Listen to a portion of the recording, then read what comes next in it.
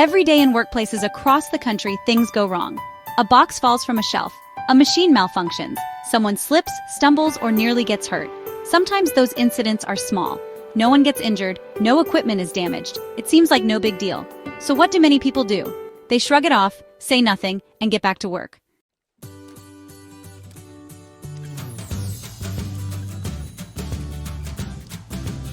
But here's the truth. Every unreported incident is a missed opportunity to make the workplace safer.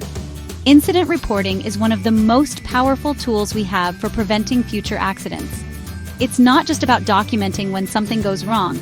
It's about understanding why it happened and making sure it doesn't happen again. Whether it's a minor injury, a close call, or an unsafe condition, reporting what you see keeps your coworkers, your team, and yourself safe.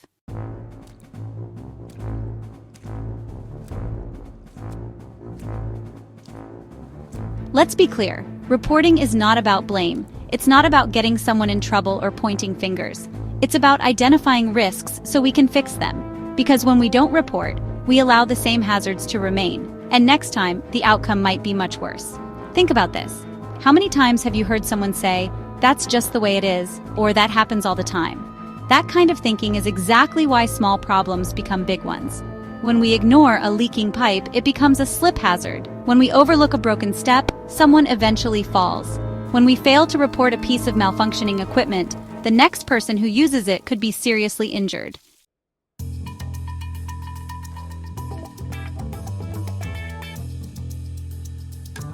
And it's not just about safety. Reporting incidents also protects the company, its reputation, and your coworkers' livelihoods. A single preventable accident can lead to costly fines, lawsuits, insurance hikes, or worse. When employees report early and often, it allows supervisors and safety officers to take corrective action before damage is done. But the importance of reporting isn't just about the company, it's also about you. The law requires employers to provide a safe workplace. That means they are responsible for fixing hazards, providing proper equipment, and training staff. But they can only fix what they know about. When you report an incident, you're making your voice heard. You're participating in your own protection, and you're holding everyone, your employer included, accountable for safety.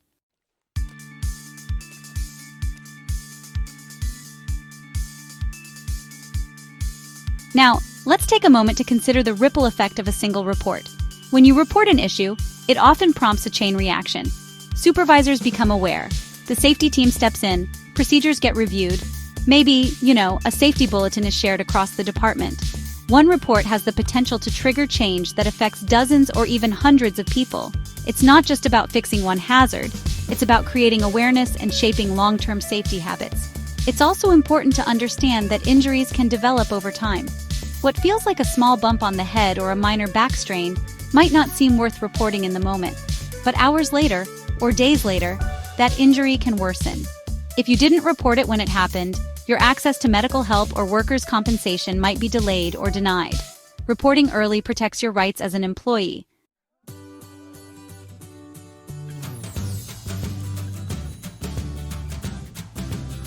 In the last section, we talked about why reporting matters, how it keeps everyone safer, protects your rights, and helps your workplace grow stronger.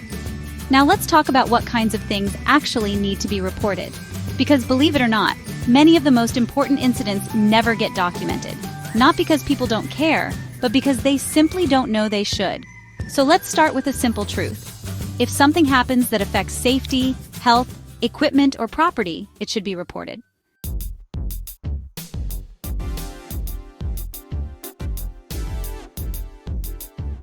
First, the most obvious, injuries. That includes anything from a scraped knuckle to a broken leg. Minor injuries matter too. If you get a cut, bruise, strain, or even just feel sore after a task, report it. Some injuries seem small in the moment but develop into much more serious conditions later. If it happened while you were working, it belongs on an incident report. Second, and just as important, near misses. A near miss is when something almost causes harm but doesn't. Maybe a box fell off a shelf and missed you by inches.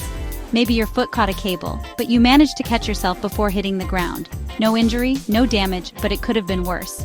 Near misses are warning signs. They tell us that something in the environment or process isn't right. Reporting a near miss helps the team fix the problem before someone actually gets hurt.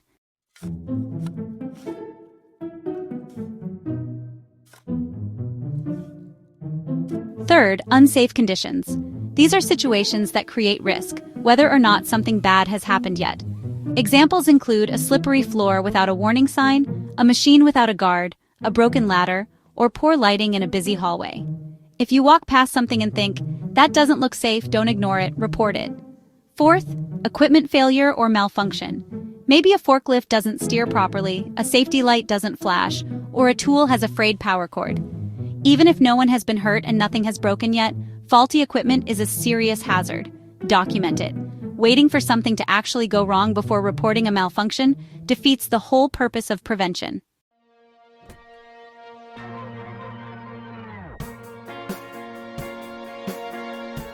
Fifth, property damage. Let's say a cart bumps into a wall and cracks it, or a shelf collapses but no one is nearby.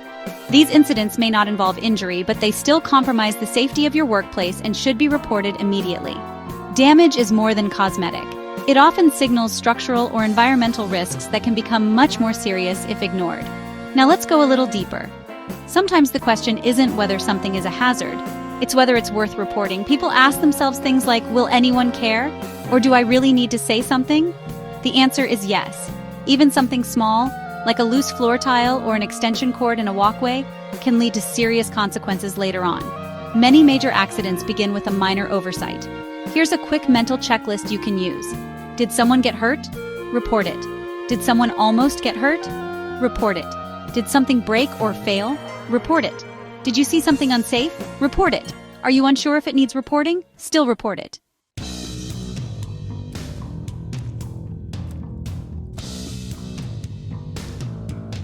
Now that we know what types of incidents should be reported, let's talk about how to do it the right way. Because writing an incident report isn't just about checking a box. It's about giving your team the information they need to take action. A clear, timely report can prevent future accidents, protect your rights, and help your workplace run more safely and efficiently. Let's start with something simple, but critical: timing. When it comes to reporting, sooner is always better. Reports should be made as soon as it's safe to do so, ideally before the end of your shift. Waiting too long creates problems. People forget what they saw. Physical evidence gets cleaned up. Details blur. Something as basic as a water spill might evaporate by the time someone investigates, leaving no way to confirm what happened.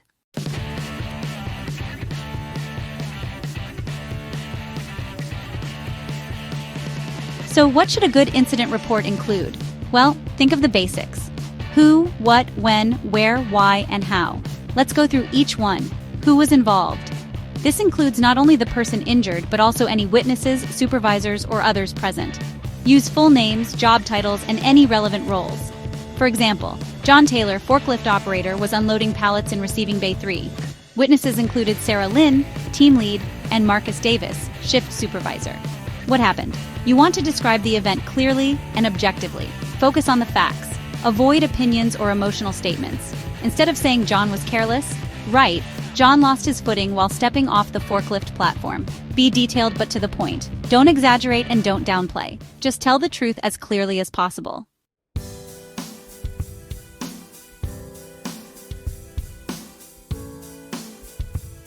When did it happen? You'll want to include the exact time and date. For example, the incident occurred at approximately 9:15 a.m. on Wednesday, June 12th. Where did it happen? Be specific, down to the exact room or location. Warehouse A near the west entrance at the base of the third shelving unit. Why did it happen, or what appears to have contributed to it? If there was an unsafe condition, describe it. If the cause is unknown, say so, but note any relevant factors. For example, a leak from a nearby pipe may have contributed. The floor was wet, and a mop bucket was found nearby without signage. How did it affect the person or environment? Were there injuries? Property damage? John reported sharp pain in his left ankle. He was helped to a seated position and taken to urgent care. You should also include any immediate actions taken. The area was blocked off, and a maintenance request was submitted to repair the leak. It's also a good idea to include follow-up steps or referrals. Was the person sent to a nurse? Was first aid given? Were supervisors alerted or forms submitted to another department? The more context you provide, the easier it becomes to ensure accountability and closure.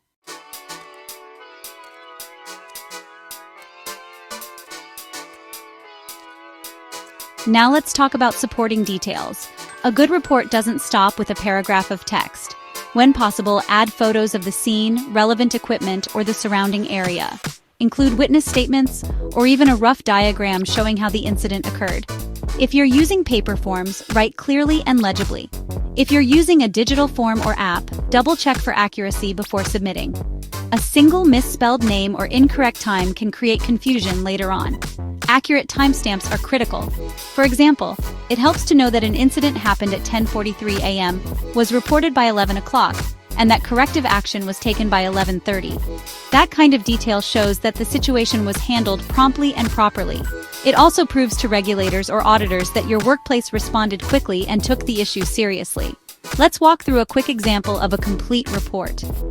At 2:05 p.m. on August 4th, Maria Gonzalez tripped over an orange extension cord in the office break room. She caught herself on the counter and reported no injuries, but was visibly shaken. The cord had been plugged into a wall outlet and stretched across the walking path to a coffee machine. Marcus Green, safety coordinator, was notified and responded within 5 minutes. The cord was unplugged, coiled, and removed. A warning sign was placed at the outlet, and a photo of the area was attached to the report, which was filed by 2:20 p.m. That report includes names, a timeline, location, actions taken, and supporting detail, all in under a minute.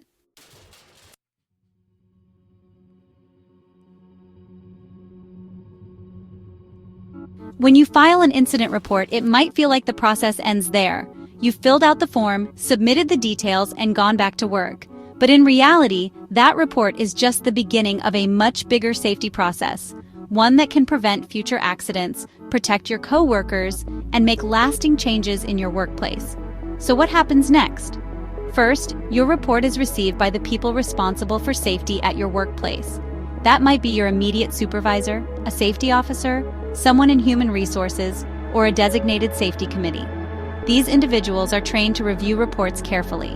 They check the details, look for clarity, and begin evaluating the potential severity of the situation. In most workplaces, this review begins shortly after the report is submitted, often within the same day, especially if an injury is involved. The goal is to act quickly while the situation is still fresh and before any additional risks arise.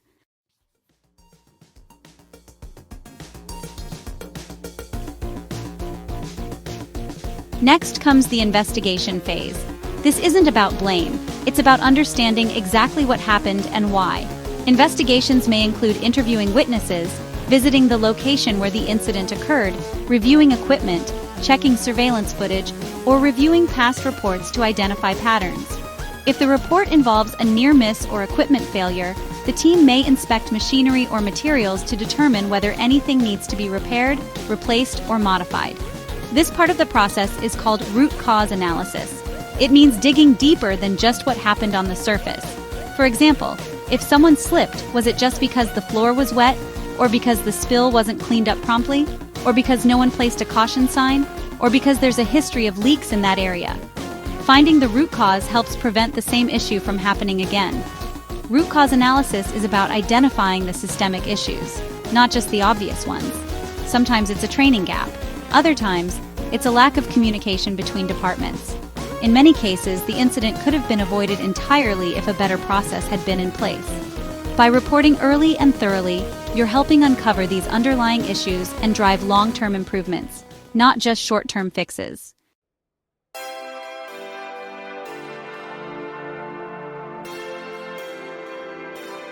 Once the root cause is identified, the next step is corrective action. This is where your report starts to lead to real change. That might mean placing signs or barriers around a hazard, repairing a broken step or replacing faulty equipment, providing refresher training to the team, updating procedures or schedules to improve safety, installing better lighting, non-slip mats, or handrails, even adjusting staffing or workflow to reduce pressure and risk. Sometimes, corrective action is immediate. Other times, especially if budgeting or ordering equipment is involved, it may take a little longer. But your report gives the team the direction and urgency to make those decisions. Every report becomes a link in the chain that leads to improvement. It's also worth noting that the more detailed and well-documented your report is, the more effective the corrective actions will be. If you simply say, "I tripped," it's hard to take meaningful action.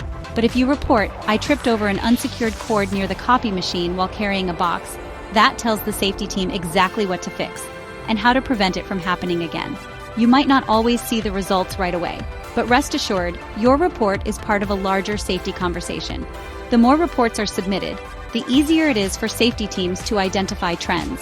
If 3 people report near misses in the same hallway, that's a signal to investigate lighting, spacing, or obstacles in that area.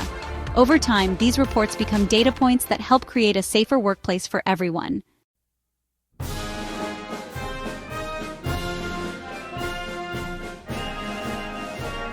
Now let's talk about something just as important as the investigation itself: your rights. As an employee, you are legally protected when reporting an incident. Employers are not allowed to retaliate against you for filing a report. That means you can't be punished, written up, demoted, or harassed simply for doing the right thing. If you ever feel pressured not to report something, or if you face consequences after submitting a report, that's a serious issue, and it should be brought to your HR department or reported externally, depending on your organization's structure. Unfortunately, fear of retaliation is one of the most common reasons employees stay silent. But workplace safety laws exist to protect you. And more organizations today recognize that a strong reporting culture is tied directly to performance, reputation, and employee well-being. Your willingness to report doesn't make you a troublemaker. It makes you a leader. A strong safety culture depends on trust. When employees believe their reports are taken seriously and that they won't be punished for speaking up, they're far more likely to report future incidents. That's how a workplace transforms from reactive to proactive. Over time, this culture of accountability leads to lower injury rates, stronger teamwork, and higher morale. People start to look out for one another. They recognize risks earlier. They take pride in creating a safe environment.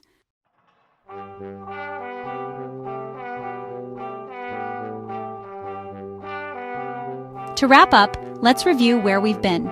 In Section 1, we talked about why incident reporting matters, not just for compliance, but for safety, trust, and accountability. In Section 2, we learned what types of events should be reported, from injuries and near misses to unsafe conditions and equipment failures. In Section 3, we walked through how to report, timely, detailed, and objective documentation that tells the full story.